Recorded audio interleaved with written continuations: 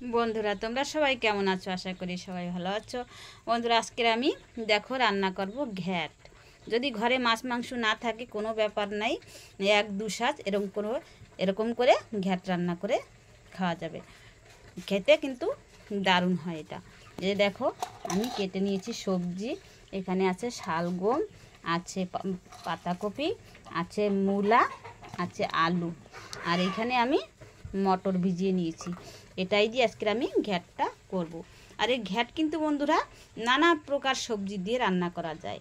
তা অত সবজি তো আমার কাছে এখন নাই, তা আমি এই কটা সবজি দিয়ে আজকের আমি ঘ্যাট রান্না করব। তা তোমরা বন্ধুরা সাথে থাকো আর দেখতে থাকো। দেখো চুলাতে কড়াই বসিয়ে দিয়েছি, এবার কড়াই গরম হয়ে গেছে, দিয়ে দেবো আমি সাদা তেল।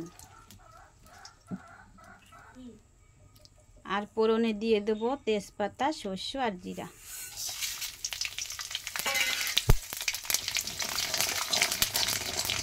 এবার এটাকে ভালো করে ডলে ভেঙে দিতে হবে, পুরা মিশিয়ে দিতে হবে সর্ষে জিরা, যেমন করে পুরাটাই ভেঙে চুরে যায়, সর্ষে আর জিরা মিশে যায়। ফোড়ন ভাজা হয়ে গেছে, এবার আমি দিয়ে দেবো এই যে কেটে রাখা ধুয়ে রাখা সবজি। এবার সবজিগুলি আমি নেড়ে চেড়ে কিছুক্ষণ ভেজে নেব।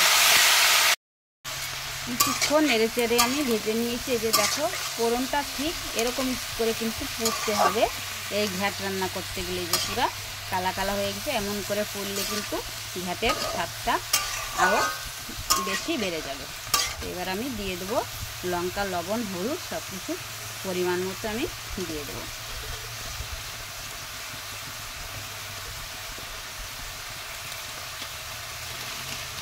এটা নিরামিষ ঘ্যাট, যেহেতু লঙ্কার গুঁড়োটা সামান্য পরিমাণ দিতে হবে।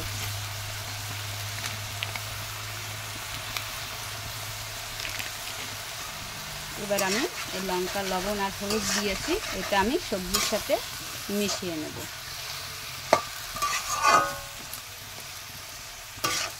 কিছুক্ষণ নেড়ে চেড়ে মিশিয়ে নিলাম। এবার আমি দিয়ে দেবো এই যে রাতে ভিজিয়ে রাখা মটর। এটা আমি সেদ্ধ করি নাই, রাতেই ভিজিয়ে রেখেছিলাম, এতেই হয়ে যাবে। এই মটরটা দেওয়ার পরে আবার কিছুক্ষণ নেড়ে চেড়ে ভেজে নেব।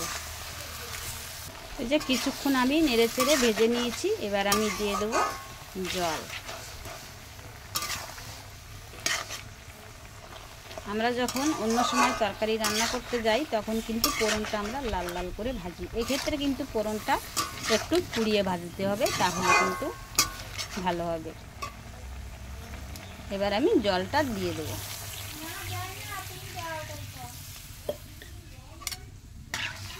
জল দিয়ে দিলাম পরিমাণ মতো। এবার আমি কিছুক্ষণ ঢাকা দিয়ে রাখবো, যাতে সব সবজিগুলি ভালোভাবে সেদ্ধ হয়ে যায়।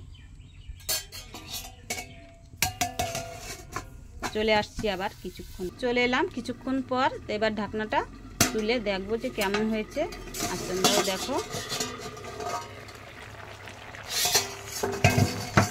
এই যে দেখো কিছুক্ষণ ঢাকা দেওয়াতেই সবজিটা কেমন গলে গেছে। এই ঘ্যাটটা কিন্তু বন্ধুরা আমি অনেক তাড়াতাড়ি রান্না করে ফেলেছি। এটা রান্না করতে কিন্তু একদমই সহজ।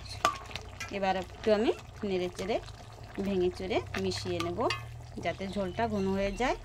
আর এবার আমি দিয়ে দেবো একটু উপর থেকে ছড়িয়ে গরম মশলা। রান্নাটা কিন্তু আমার পুরোপুরি হয়ে গেছে। এবার একটু আমি নেড়ে চেড়ে তুলে নেব।